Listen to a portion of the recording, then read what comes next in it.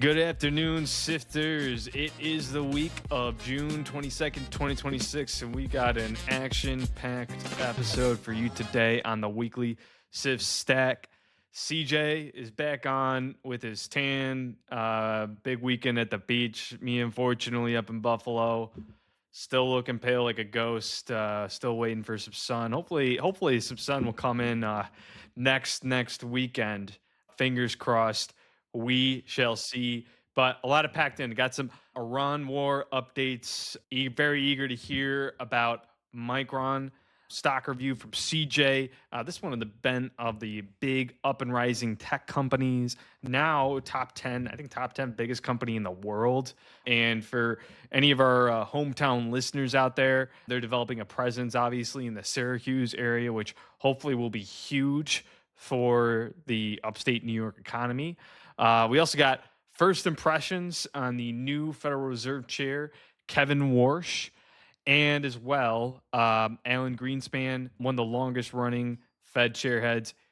He has passed away at age 100. And then more on the World Cup updates. So without further ado, jumping into the index tracker, SP 500 as of this call, year to date is closing in at almost 9% performance. So still pretty strong. Last week was a little bit cooler than what we're used to. But again, crude oil is down 6%, most importantly, over the past couple days, as it seems that a lot of people are pricing in progress that is currently happening or going to happen with the Iran war talks. And CJ and I were talking earlier before this, right? Today it was a seesaw as to what was happening with those peace talks, but it seems like we are on the right track. Crude oil prices, when you see those go down, that means people are happy with the way things are potentially going to go with the Iran war. But it is a non-stop. It's been a non-stop seesaw as to seeing what's going to happen with that. It really has. Over the weekend, seeing some of this news and just not knowing what was going on, couldn't decide if the market was going to open flat or if we were just going to see, an absolute slide, a huge sell-off. But it looks like the market's held up pretty well today. So let's cover Micron this week and why this company is just putting up the type of returns that it has for the past 12 months. So, fun little fact here for you, Tyler. Some listeners, you may want to close your ears. You may not like this one. January 1st, 1998. If you put $10,000 into the S&P 500 today, that would be worth $76,500. Very good returns, $66,000 plus in returns. Nothing too shabby at all. Let's move forward though. June 23rd, 2025, 12 months ago.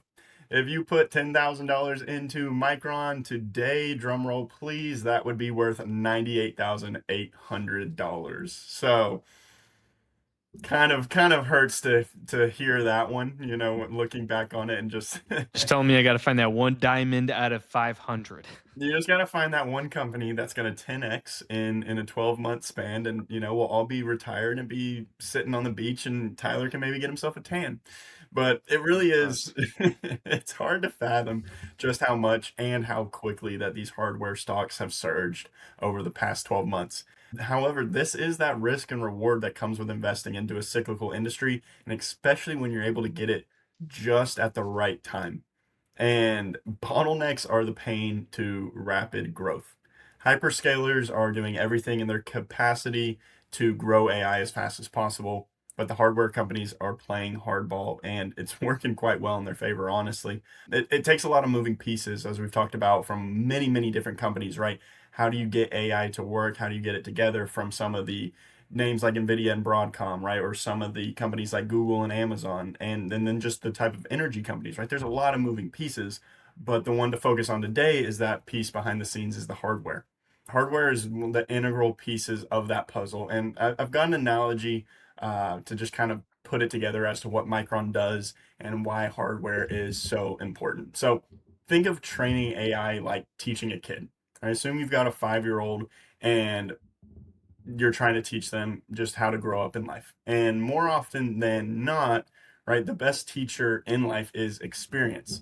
And so let's say you've got that kid, that 5-year-old, they're in the kitchen, you say, hey, don't touch the stove. Well, they put their fingers on a hot stove. fingers get burnt, and that pain gets stored into the memory, stored into their brain. They remember never again to touch the stove, I right? still remember. I make sure to Still not touch remember. that It stove. doesn't matter how many times you tell them until they feel it for themselves, go through that pain, go through that experience. Until that happens, then they'll finally remember. They'll remember the pain of getting burnt. Well, the same is true for AI, right? More often than not, AI learns actually from being incorrect.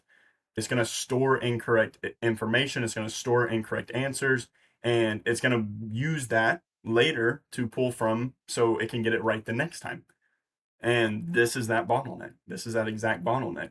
It's a very expensive problem to have because first off, as AI learns, as it learns more and more and more and more, compoundingly, ever growing, always getting smarter and smarter, it's going to always have to have more memory to store it with, right? Every wrong answer, every right answer, it's got to store it. And so this is really where you're starting to see that bottleneck come into play because memory is starting to get very, very expensive because there's a limited supply of it.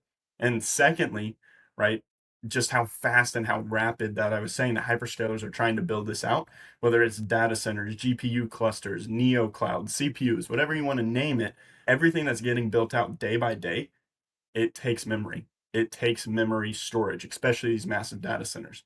And so that's why you can kind of see that these two pinpoints, these two bottlenecks are the reason why companies like Micron, companies like Western Digital, SanDisk, their stocks are just going absolutely through the roof. And it looks like there's no end in sight. So Micron is the latest company to join that $1 trillion market cap club, and earnings and revenues have really been jumping off the charts and kind of backing it and supporting it.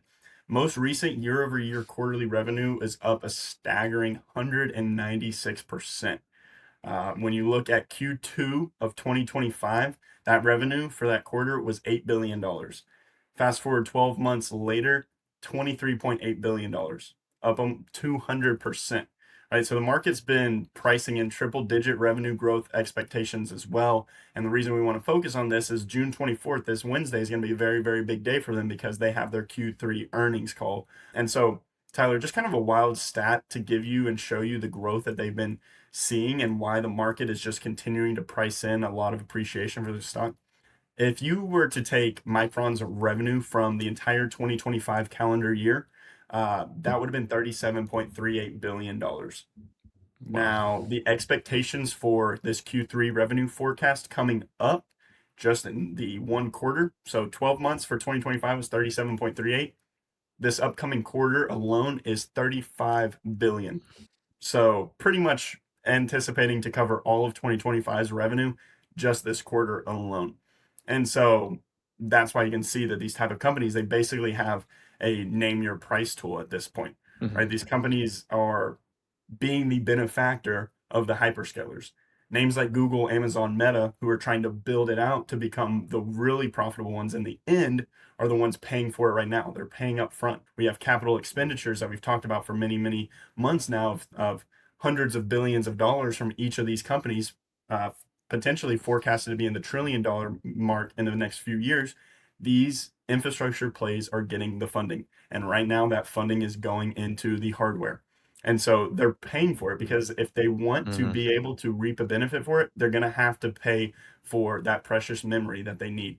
If they want to train AI, if they want the data centers, if they want everything to come to fruition, they have to have the memory. And that's why Micron, Western Digital, and SanDisk are continuing to just climb up and up and up. And so, the last thing, just to kind of close this out, Tyler, is keep your eyes on the language going forward. Where Micron currently sits at a forward-facing 12-month PE is still relatively cheap. They only Mhm. are around trading around 10 times their forward 12-month PE. So it's still a company that you could see a lot of leg room for this to continue running, but Wednesday is really going to be a big day when you're looking at Micron, just to see if they can continue to outpace this triple-digit revenue growth, which is just absolutely unheard of. Mhm. Yeah, I mean, Micron, it just did. It's blown my mind to see a lot of these memory companies just grow and grow because, we were talking 5 years or a decade ago, cloud infrastructure seemed to make memory not as valuable, but AI seems to have turned the table on that. And Yep. I just looking at the key facts, CJ, Micron. So they're based in Boise, Idaho. That's their headquarters. very interesting for a major tech Yeah. company to be based in like Boise and not in Texas or California. No, I saw Uh, that as well, and I immediately that kinda jumped off the page to me as well. I was unfamiliar that that's where they were headquartered at. Not much out there, so I guess you got a lot of time to just build the yeah, RAM and the storage. that's. I mean, hey, there was the one fella from the All In podcast. I think is it Rummet from he was on Facebook. He was mentioning one of the key parts of being in, like, let's say Palo Alto or some of those remote parts of California is that there's nothing to do but work, and I Yeah, imagine that helps out a lot definitely. in Boise. Hopefully, I got the fella's name right. Um, No, that's from definitely true. Tyler, yeah, I got one last thing I wanna add to this as I kinda segue into the next section here. Um, Very interesting thing to keep in your mind with Micron. We talk a lot about moats, right? Micron has no moat. yeah. I They was do going to not ask you have about a that. moat rating. This is something to keep your minds on, right? Be careful about just chasing after prices, chasing after appreciation, right? Because we've seen it before. We've seen this in the dot-com bubble. We've seen these type of things before. We've seen these characteristics before. Micron, this industry as a whole, is a cyclical industry. Now, cyclicality, like it or hate it, when it's good, it's great. When it's bad, Yeah. it's horrible, right? And so just be careful. If you're looking at Micron as a company, not to say that this is going to be, not saying that the run is ending anytime soon, but just be careful, right? These are the type of companies that you want to get in when they're cheap and early and not necessarily be buying and paying at a premium. You don't want to necessarily catch a falling knife thinking that this is just going to run up forever. So just a little bit of tidbit of information out there. So this image, courtesy of Tyler, I love this one right here. We've talked about it a couple times. I feel like this is something we've talked about a few weeks in a row now, especially with SpaceX. But this is the $1 trillion club in terms of price to sales. And clearly we've got a huge outlier here, right? SpaceX being a massive outlier here. And so what this chart shows is $1 trillion technology companies and ratios in terms of two things. One, operating margin, but mainly their price to sales. And so really, I mean, to summarize this, I would say, how much are you willing to pay for hypothetical sales? Right? That's exactly what this chart's showing you. And so prime example of higher risk, higher reward. So if you're feeling aggressive, maybe look towards the left of this chart. Maybe look at your companies like SpaceX, Broadcom, Nvidia, Micron, a little bit more aggressive plays. If you're feeling a little bit more conservative, but still like some of these really big names, Amazon, Meta, Microsoft, we've been talking about them a lot. These companies are trading pretty cheap. Now, Amazon's a little bit different, right, because of the discretionary aspect of it, but they're still a big tech player. And so this is just something to keep in the back of your mind. How risky are you feeling? Are these companies, yes, they're obviously the stock market as a whole is going to be forward and future looking, but how forward and future looking do you want to be? Do you like a little bit of sales to back up your company and know, hey, that it's actually doing what it's saying it's doing today? Or are you really just focused on that future growth? SpaceX obviously being a huge far outlier, but even on the left side, Broadcom, Nvidia, Micron, companies that can be potentially cyclical type of companies that, right, they don't necessarily have some of the revenue streams like Amazon, Meta, and Microsoft do. Mhm. These wide moats that we've talked about with a lot of different revenue streams, some of these other companies are very just all in on AI plays and boom or bust. So just a pretty cool chart there, Tyler. Appreciate you pulling that up. Yeah. I mean, it's good for you to go over, CJ, because at some point the tide is going to pull in, and we're going to see you swimming naked, right? As I think Warren Buffett used to say. So this is a good way to sort of gauge that. Is it may happen at some point, right? Yep. So jumping in, weekly insight. We discussed a bit about the U.S.-Iran diplomatic progress. So as of this morning, June 22nd, 2026, the first round of U.S.-Iran talks in Switzerland ended with both sides agreeing to a roadmap toward a final deal within 60 days and a communication line to avoid incidents, which I think we can all agree is very important because better to have this communication line, this private communication line, direct instead of online messages going back and forth as to what's going to happen. So hopefully that this will smooth things out in the Strait, and talks are continuing. And folks, I mean, it is a seesaw. Things can change day to day, but looks like we have some progress. And of course, we've been seeing that the markets have been holding up quite well with this. Next up on the docket, FedWatch, Alan Greenspan, the one of the longest running Fed heads we just discussed earlier, has passed away at age 100. 100. So a lot of folks, they talk about how the presidency is a very stressful job. It seems like being the head of the Federal Reserve, hey, could be a great way to extend your life out there. 100 full years for Alan Greenspan.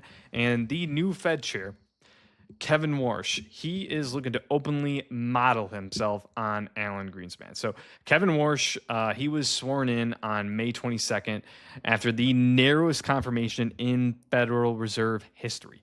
And he has adopted two Greenspan hallmarks: a bet that rising productivity, primarily from AI, will keep inflation down, and opening room to cutting rates, and having a tighter, quieter communication style with less forward guidance. A lot of folks have complained over the years with Jerome Powell that some of the conferences can feel like they're the NBA Finals or the World Cup.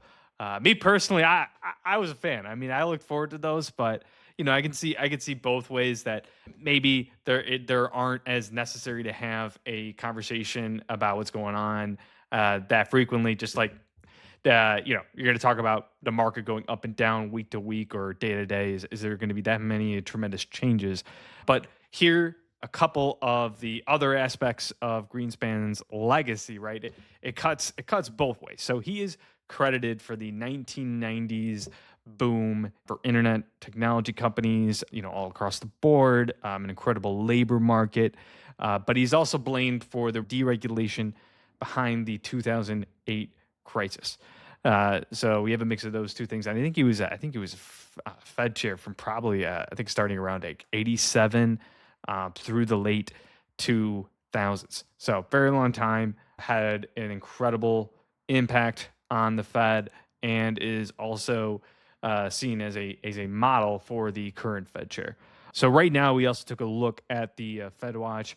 Markets are currently leaning toward no interest rate changes come the next Federal Reserve meeting on July 29, 2026, leaning about 62% that way. So more to see on that. World Cup surprises. CJ is a huge soccer fan nowadays. If you don't know, his wife was a D1 soccer player. So she's and also Messi fan, right? Oh, Messi's big Messi Messi to go. fan. All Big right. Messi. I had to catch That a little bit of the highlights today at lunch. He's got 5 goals in 2 games. It's absolutely incredible. that's what I love to hear, because he is the GOAT. He is the GOAT, no doubt That's about it. He no might still be. question, man. No Might still be the question, man. GOAT today. Nah, but yeah, U.S. men's national team still on a roll. Turkey has bowed out in the group. Messi showing absolutely no signs of aging. So, to myself, even the U.S. men's national team has been the story of the tournament so far. If you don't know, we had the Copa America, right? The tournament for the Americas 2 years ago in the United States in 2024. It was hosted in the United States, and the U.S. men's national team did not do well. They really have not played well for the past 4 years, but they are killing it right now. They are sitting on top of Group D with a perfect record, 2 wins, 6 points, and full control of their own destiny heading into the final group stage match against Turkey.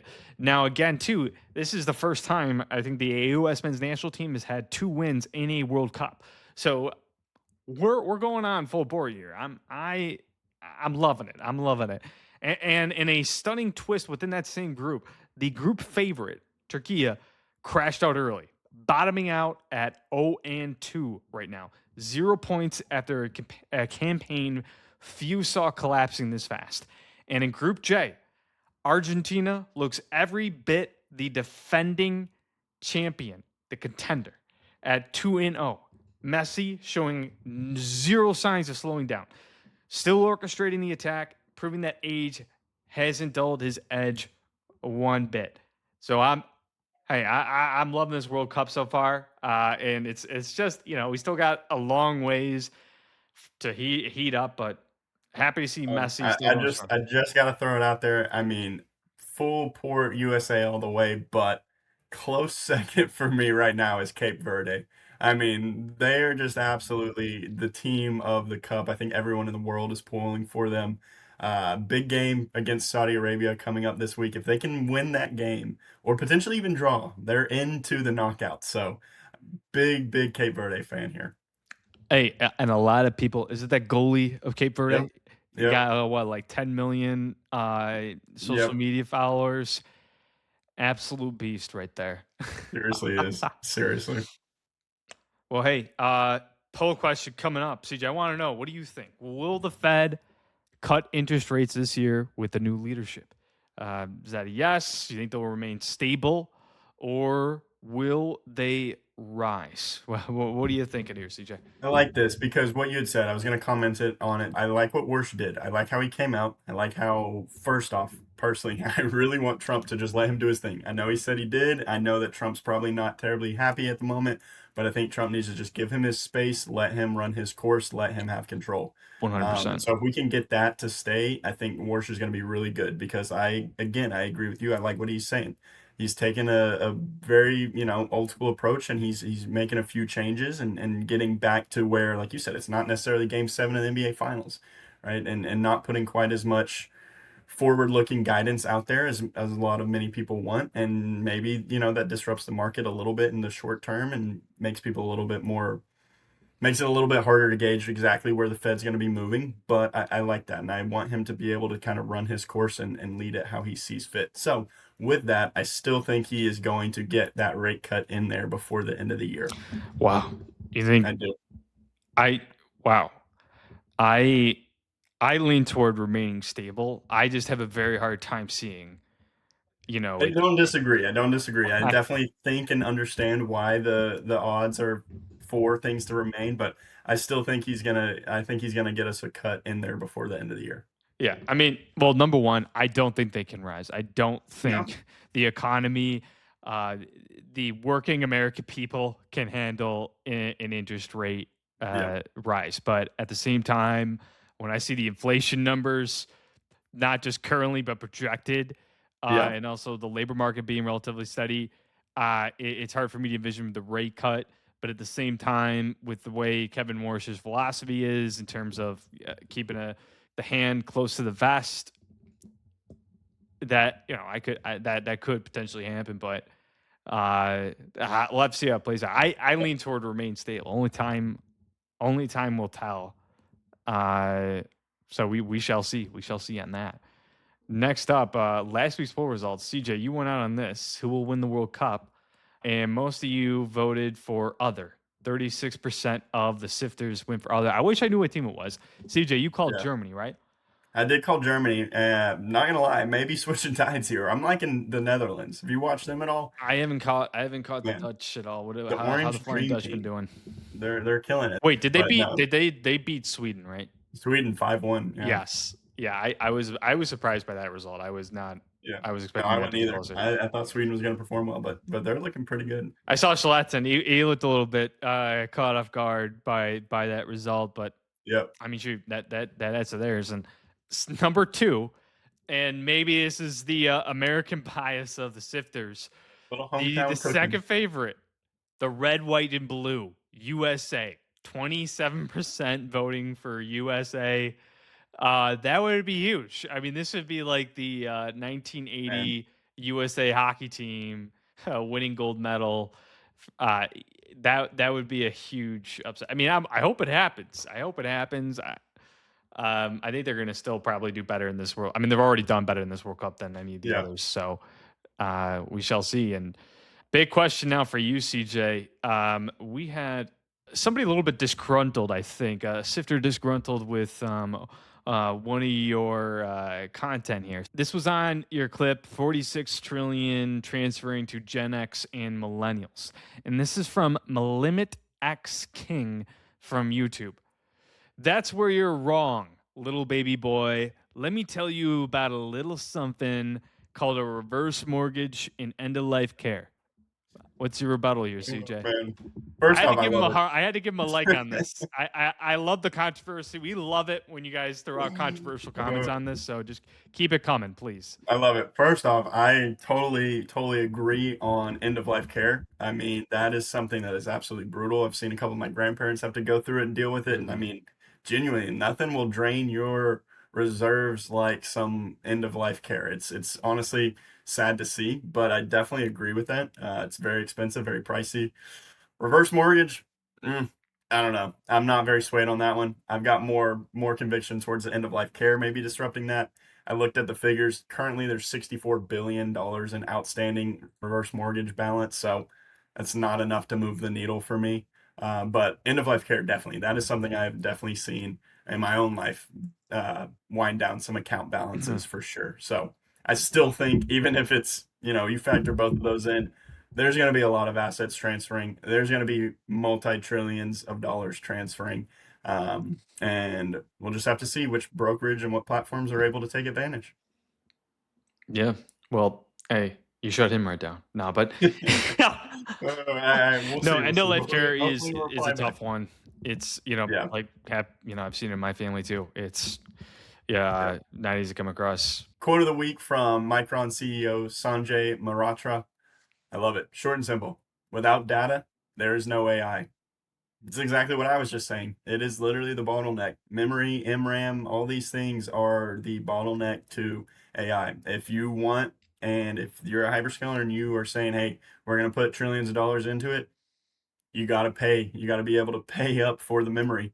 And right now it's getting pretty expensive.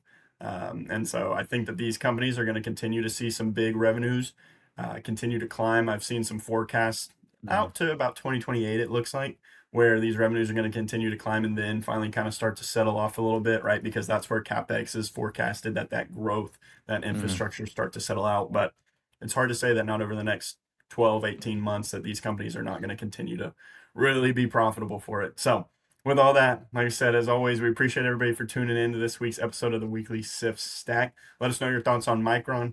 Incredible run, incredible returns there. We'd like to know, have you bought in? Have you sold? If you bought in, did you take profits? What are your thoughts there? And then, as always, go Team USA. We got already qualified, so not a lot on the line with Turkey this week, but always exciting, and we look forward to catching you on the next one. This material is for educational purposes only and is not intended to provide specific investment advice or recommendations.